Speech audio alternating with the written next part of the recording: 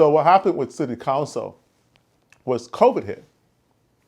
And COVID was a big deal for me in my political evolution. Prior to COVID, I had still considered myself a progressive Democrat. I was not a member of DSA, but I absolutely would tell people my closest political inclination would be that of democratic socialism. I was a far left kind of guy. I wanted the working people to own the means of production and have more power and not be treated the way we are now, where we're essentially controlled and dominated by our corporations and our government, which have now combined themselves into what I call emerging neo-fascism. We sued the city of Oakland for failure to follow homeless policies that we had unanimously voted for, and we started community organizing. So I got back on the old horse of not for the union, this time for myself. And for the first time, I was actually a constituent of my own organizing, rather than being, an Ivy League educated guy telling workers what was best for them. And forcing my utopian or our utopian elite vision on society that did not have informed consent, rather. So it changed things. And that was really when I started to see, what's going on with the left? Because I was attacked for wanting common sense policies around drugs, things that were truly compassionate. Everything that's happening, everything the progressives are doing right now to save them. But I was viciously attacked for in 2021.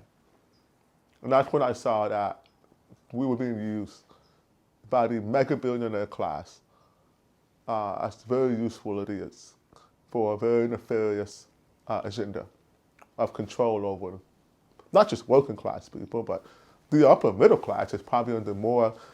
My prediction is that in the next 10 years, you're going to see the upper middle class be decimated, and they're going to take those gains and they're going to reposition it to the lower class, who, you see it right now. The lower class is actually making more money than they ever have before. If you're actually looking at the numbers, people who actually choose to go to work, McDonald's is forcing minimum wage up.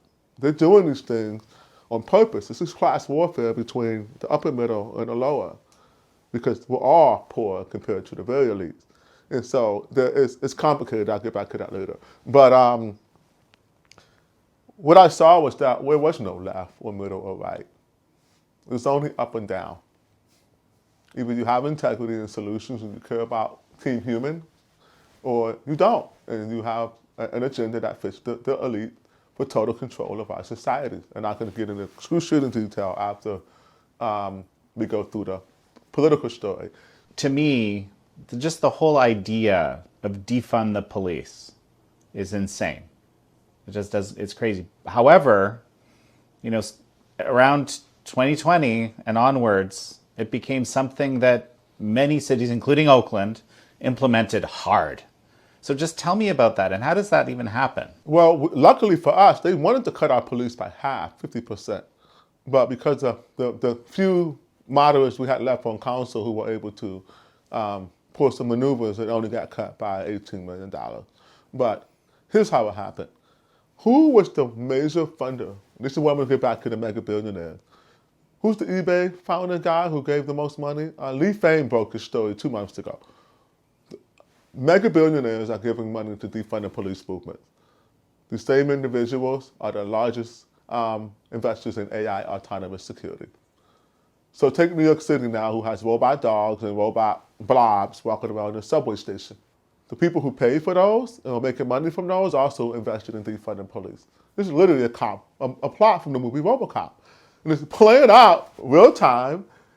It's right there. I don't want to take credit for Lee Fame's work because he did the investigation. So if this is the first time you're hearing it, go look him up. But he's already exposed. Mark Zuckerberg puts all this money, millions into defunding police. But in his particular city, he puts millions toward his private security and police department.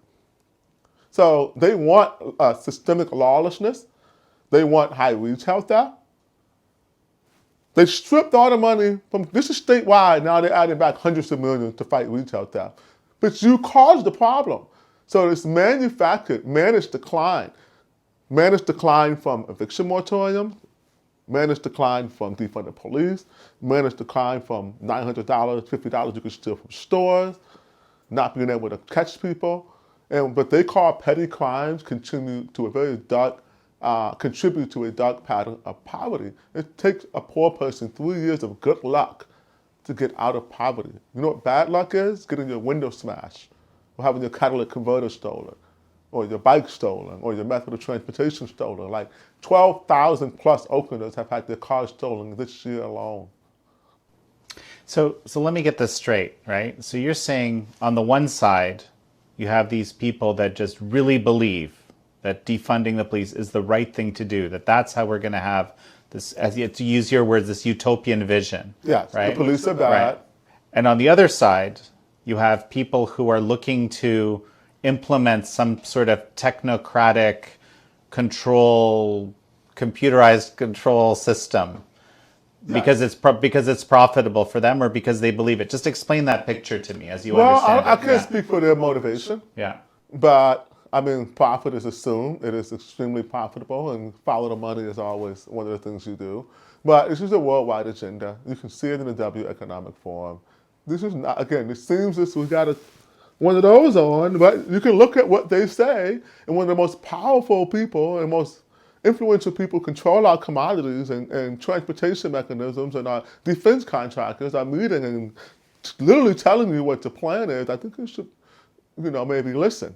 And you're seeing it playing out right here in the streets of Oakland, where we have no rule of law, and people are still doubling and tripling down that we need to abolish, not defund. They've moved abolish police, and the root causes of poverty will then lift us all up.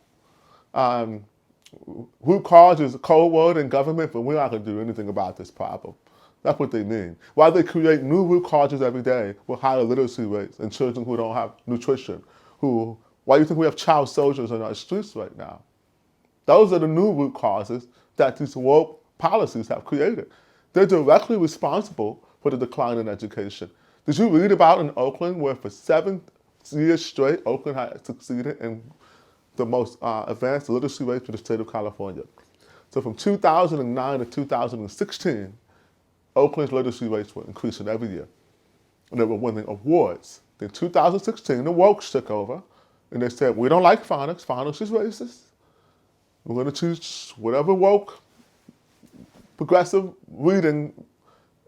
Fast forward, no one can read. Why do we allow these people to continue to reward themselves when they're failing us and then blame root cause? It's just absolutely insane.